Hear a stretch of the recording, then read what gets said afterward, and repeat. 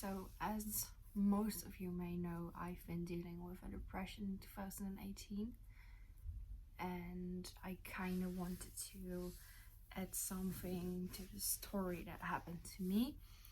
So, when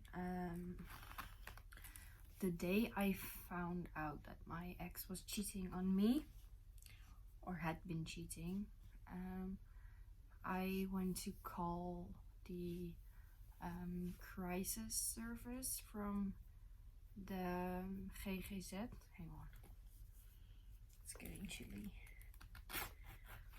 I went to call the crisis service because I kind of didn't know what to do anymore or how to deal with myself, so I called the crisis service. And when I called them, at first they didn't want to pick up. So I tried calling like 2 times. And then when they finally did pick up, they wait, let me tell this differently. I found out he was cheating, and I already was like at rock bottom at that moment. So I went home to tell my mom, and she was like, "Are you okay? Can I do something for you? Or what's happening?" And then at that moment I went upstairs to my room to be alone, and I came down and I was like, "No, I'm not okay." So she said, "Do you need to call the crisis service, like the emergency number from them?"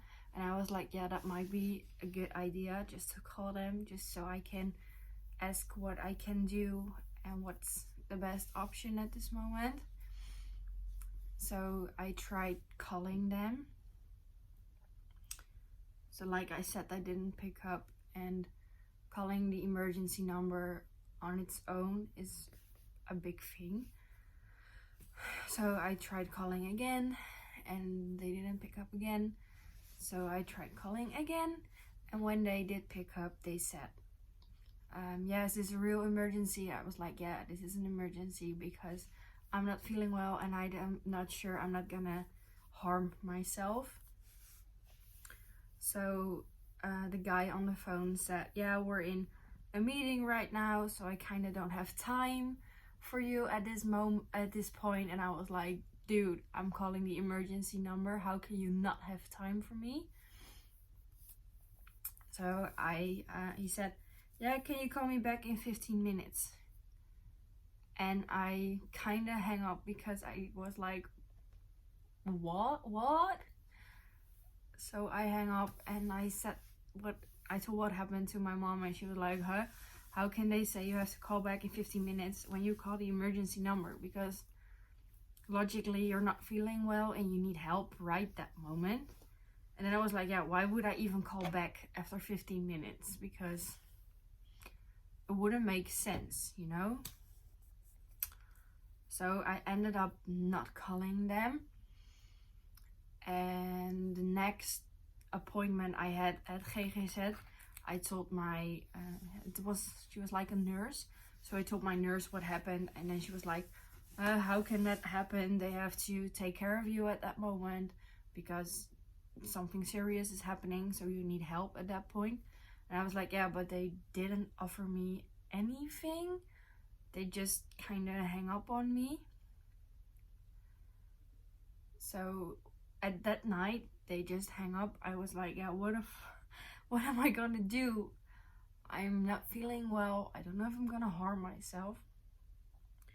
So I just went to think and kind of help myself out at that point. So I was just like, why aren't they helping even? So that became more of a struggle than the fact that I found out he was cheating on me. So yeah, that happened. In my experience, you can also call 911 at that point, or there is an emergency number for suicides at this point. but I don't think that number was working already.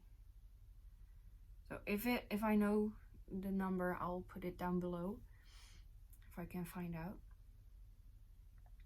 But I kind of just went on a website anyways to find out, like, I don't know what if I'm gonna harm myself, yes or no, so help me. And we in Holland, we have the kindertelefoon, and I went on that to see if they could help me, and they sent me through to a suicide prevention website, then Dutch, of course. And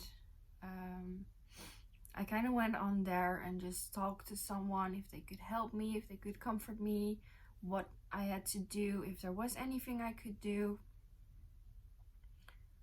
So I kind of did that. So that's the story time for today. I'll link every website I know from down below. If you need help, you can go there and see for yourself if it helps you, yes or no. So thanks for watching anyways, and I'll see you at the next story time video.